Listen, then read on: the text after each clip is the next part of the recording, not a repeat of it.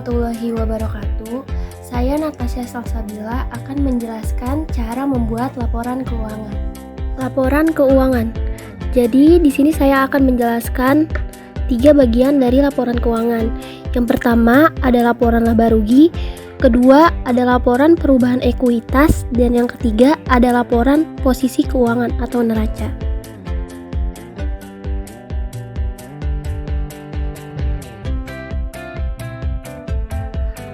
Laporan laba rugi atau profit and loss statement adalah laporan yang menunjukkan kemampuan perusahaan untuk menghasilkan laba selama satu periode akuntansi.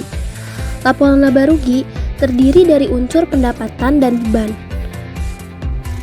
Rumus untuk penghitungan laba rugi yaitu pendapatan dikurangi beban.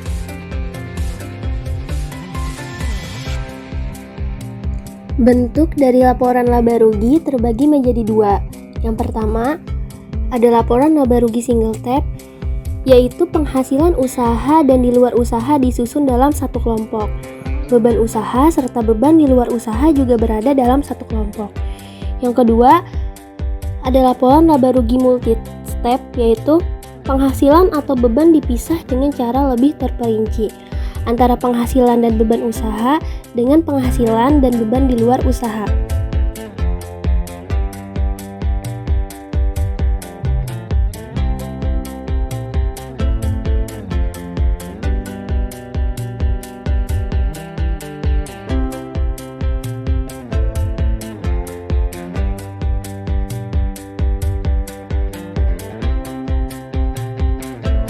Yang kedua ada laporan perubahan ekuitas, yaitu laporan keuangan yang menyajikan informasi tentang perubahan modal pada perusahaan akibat dari segala kegiatan pokok operasi perusahaan pada suatu periode akuntansi tertentu.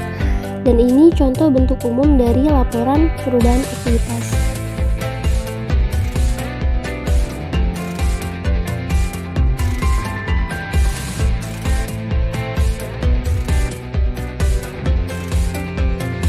Yang ketiga ada laporan posisi keuangan atau neraca balance sheet, yaitu daftar yang menunjukkan posisi sumber daya yang dimiliki perusahaan serta dari mana sumber tersebut dapat diperoleh.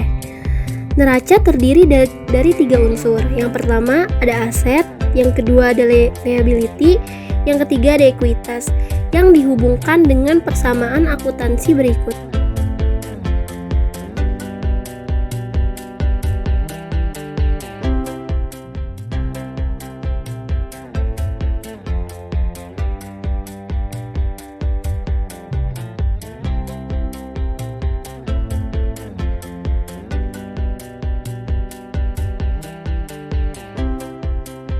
Di sini saya sudah menyiapkan soalnya.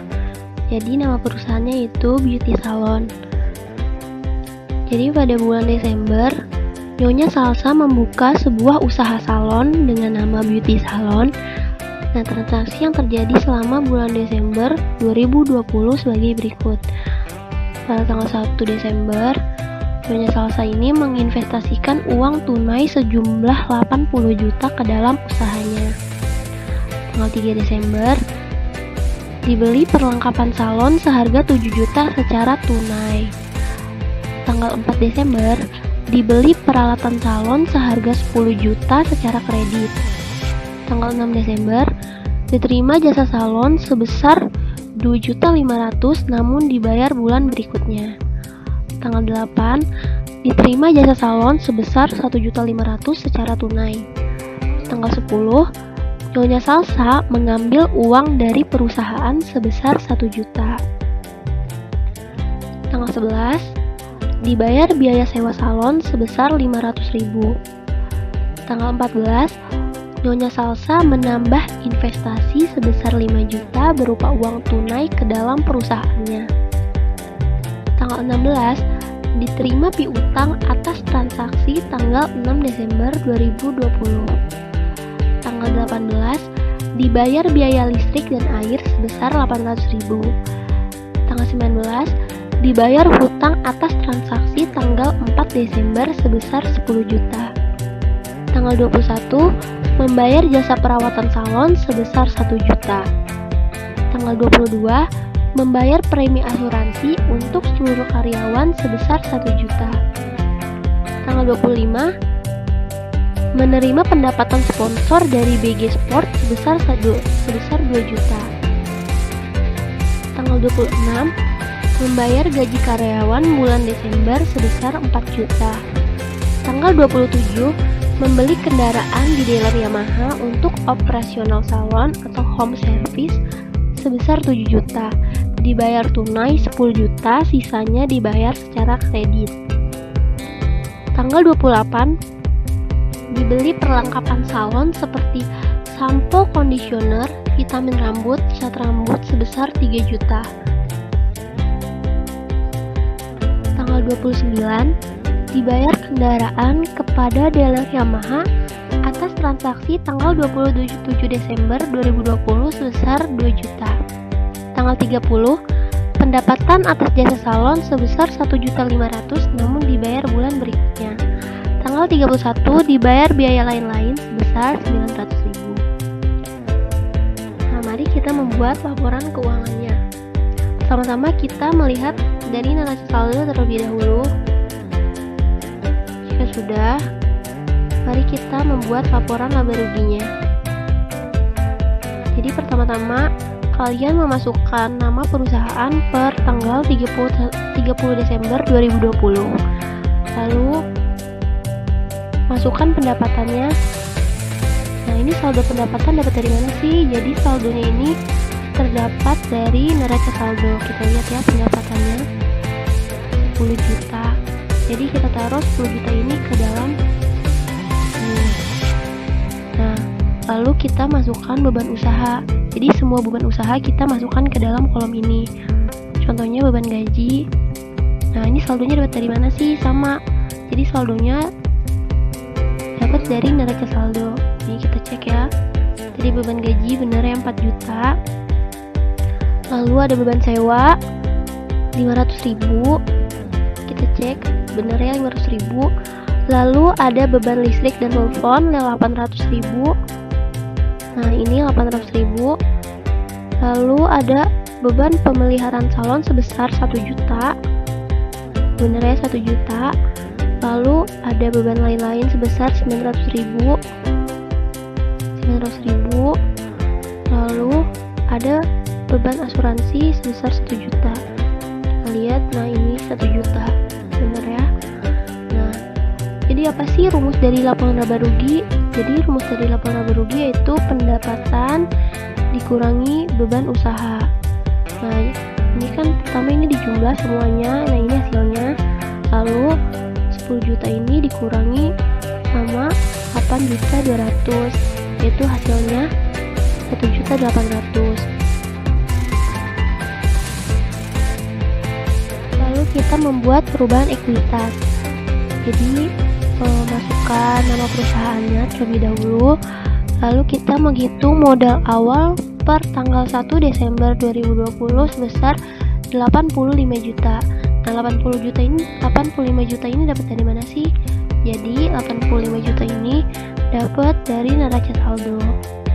Nih, jadi modalnya ya, modal Nyonya Salsa ini 85 juta kita masukin ke perubahan ekuitas. Nah, ini. Lalu kita masukkan laba bersihnya. Laba bersihnya dapat dari mana sih? Laba bersihnya itu dapat dari laba bersih dari perubahan laporan laba rugi yang tadi. Lalu jika sudah dimasukkan, kita masukkan price-nya sebesar 1 juta dapat dari neraca saldo. Kita lihat price-nya Salsa nih ya, 1 juta kita masukkan. Jika sudah, ini dikurang. Jadi 1.800.000 ini dikurang 1 juta. Nah, jadi penambahan modal sebesar 800.000. Lalu 85 juta ini dijumlahin sama 800.000 ini. Jadi hasilnya 85.800.000 dan dia tuh masuk ke modal akhir perusahaan ini per tanggal 31 Desember 2020. Lalu kita membuat neracanya. Jadi pertama-tama masukkan terlebih dahulu nama perusahaannya per bulan Desember 2020. Jadi kita masukkan aktiva lancar dan tetap ya. Jadi yang pertama kita masukkan aktiva lancarnya dulu. Nah, di aktiva lancar ini ada kas sebesar 47.300.000. Dapat dari mana? Dapat dari neraca saldonya. Kita lihat ya, nih kasnya 47.300.000. Lalu ada piutang sebesar 6.500.000. Dapat dari neraca saldonya. Kita lihat piutang usahanya 6.500.000. Lalu kita masukkan juga perlengkapan sebesar 10 juta. Kita lihat di neraca saldonya, benar nih 10 juta.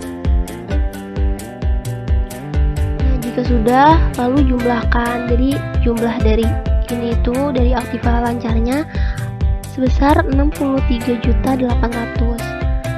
Lalu kita masukkan lagi aktiva tetapnya, ada peralatan sebesar 10 juta, sama juga dapat dari neraca saldo. Kita lihat peralatannya sebesar 10 juta ya.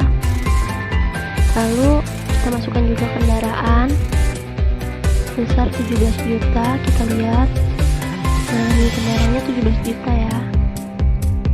Lalu jumlahkan sebesar 27 juta nih. Lalu hasil dari aktiva lancar dan aktiva tetap kita jumlah. Ini hasilnya 90.800.000. Lalu kita masukkan pasifanya. Nah, ini kewajibannya ada utang usaha. Jadi saldonya juga sama. Saldo utang usahanya dapat dari neraca saldo. Kita lihat ini 5 juta ya, benar. Lalu ada modalnya. Nah, modal pemiliknya ini 85.800.000. Kita dapat dari perubahan ekuitas yang tadi. Nih, modal akhirnya ya 85.800.000. Kita masukin di modal pemilik. Nah, jika balance, berarti kalian sudah benar mengerjakannya.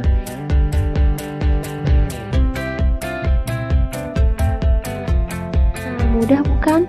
Semoga apa yang saya jelaskan barusan bermanfaat.